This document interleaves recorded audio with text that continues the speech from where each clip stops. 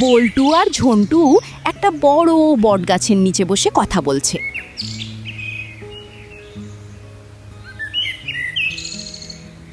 বল্টু বল্টু দেখ আমি কি পেয়েছি। আমার দাদুর পুরনো ট্রাঙ্ক থেকে এই নকশাটা পেয়েছি। এটা নাকি আমাদের গ্রামের পেছনের জংলি পাহাড়ের গুপ্তধনের ম্যাপ। ধুর বোকা, এইসব তো রূপকথার গল্পে হয়। আজকালকার দিনে কেউ গুপ্তধন লুকিয়ে রাখে নাকি? আরে সত্যি বলছি, বিশ্বাস কর। চল না, আজ বিকেলেই যাই। যদি সত্যি সোনা দানা পেয়ে যাই তাহলে আমাদের আর পড়াশোনা করতে হবে না। সারা দিন শুধু রসগোল্লা আর বিরিয়ানি খাবো। তোর মাথায় সারাদিন শুধু খাবার ঘোরে। আচ্ছা ঠিক আছে, চল। গুপ্তধন পাই আর না পাই, একটা অ্যাডভেঞ্চার তো হবে।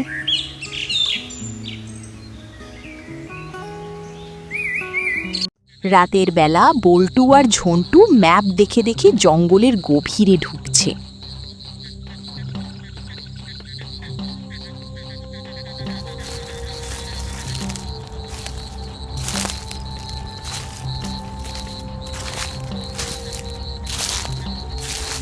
বল্টু, আমার না কেমন যেন ভয় করছে রে। চারদিকটা বড্ড অন্ধকার। জংলি হাতিটাতি আসবে না তো?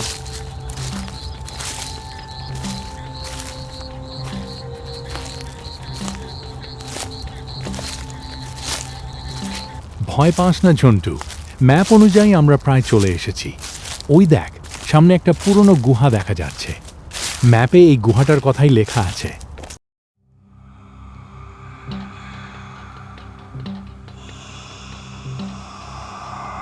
তারা দুজনে গুহার মুখে এসে দাঁড়ায়। গুহা থেকে এক ধরনের অদ্ভুত নীল আলো বের হচ্ছে। গুহার ভেতর দেওয়ালে মশাল জ্বলছে। মাঝখানে একটি বড় কাঠের বাক্স, সিন্দুক রাখা। ঝন্টু সিন্দুকটা দেখেই দৌড়ে যায়।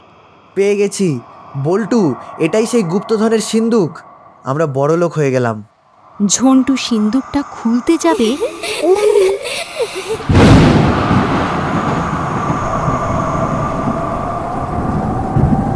থমকে যা মানব সন্তান!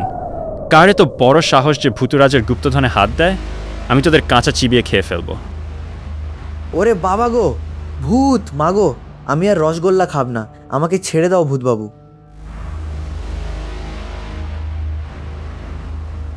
দাঁড়ান ভূতুরাজ মশাই, আপনি আমাদের খেতে পারবেন না, কারণ আপনি তো আসলে একজন মস্ত বড় জ্ঞানী ভূত, আর জ্ঞানীরা কখনো না বুঝে মানুষ খায় না। ভূতুরাজ নিজের প্রশংসা শুনে একটু থমকে গিয়ে বুক ফুলিয়ে বলে, তা অবশ্য ঠিক বলেছিস। আমি এই এলাকার সবচেয়ে বুদ্ধিমান ভূত, কিন্তু তোরা আমার গুপ্তধন চুরি করতে এসেছিস কেন? আমরা চুরি করতে আসিনি মহারাজ, আমরা এসেছি পরীক্ষা দিতে। আমরা শুনেছি আপনি নাকি খুব কঠিন কঠিন ধাঁধা ধরতে পারেন। যদি আমরা আপনার ধাঁধার উত্তর দিতে পারি, তবেই আপনি আমাদের এই সিন্দুকটা দেবেন, আর না পারলে আপনি আমাদের খেয়ে নেবেন। কি আপনি রাজি? বাহ, বেশ মজার খেলা তো। অনেকদিন কেউ ধাঁধা খেলেনি আমার সাথে। আচ্ছা ঠিক আছে, আমি তোদের 3টি ধাঁধা ধরবো।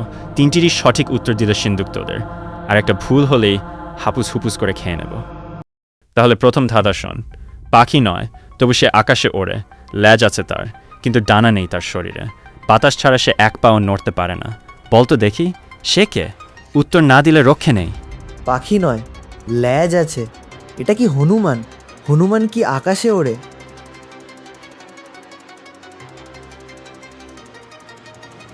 একদম সহজ মহারাজ, এটার উত্তর হলো ঘুড়ি।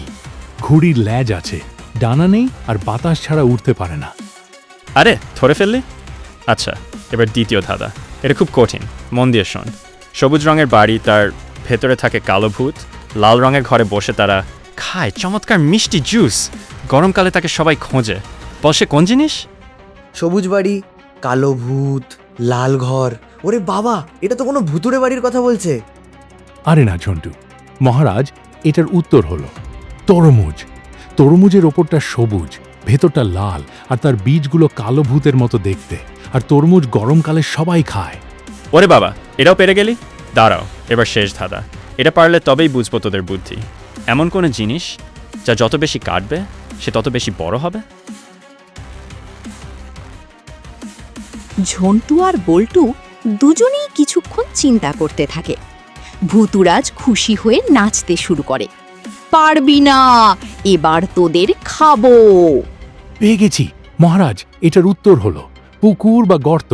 মাটি যত কাটা হবে, গর্ত তত বড় হবে।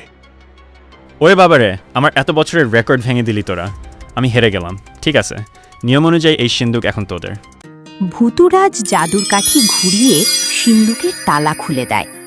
ঝন্টু আর বল্টু সিন্দুকের ভেতর তাকায়, কিন্তু ভেতরে কোনো সোনা দানা নেই, শুধু স্তূপাকার করা সুন্দর সুন্দর গল্পের বই আর নতুন খাতা কলম। এ কি? কোনো সোনাদানা হিরে জহরত নেই, শুধু বই খাতা? আরে বোকা, আসল গুপ্তধন তো জ্ঞান। তোরা এত বুদ্ধিমান, তোদের এই বইগুলোই পড়া উচিত। বিদ্যাই হলো আসল ধন, যা কেউ কোনোদিন কেড়ে নিতে পারে না। ভূতুরাজ মশাই একদম ঠিক কথা বলেছেন। এই বইগুলোই আমাদের আসল পুরস্কার। ধন্যবাদ ভূতুরাজ। তোরা খুব ভালো ছেলে। যখনই কোনো নতুন বইয়ের দরকার হবে এখানে চলে আসিস। এখন বাড়ি যা, রাত হচ্ছে। ভূতুরাজ হাওয়া হয়ে যায়। বল্টু আর ঝন্টু বইয়ের ব্যাগ নিয়ে হাসি মুখে বাড়ির দিকে রওনা দেয়।